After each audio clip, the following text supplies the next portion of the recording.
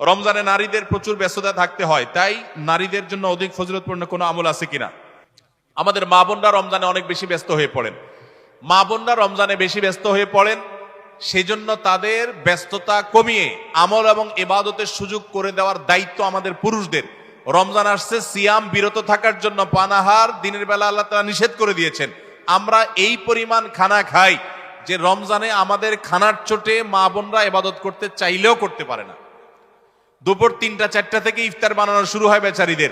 আমরা মাগরিবের সময় খাই, মাগরিবের পরেও তাদের কাজ করা লাগে।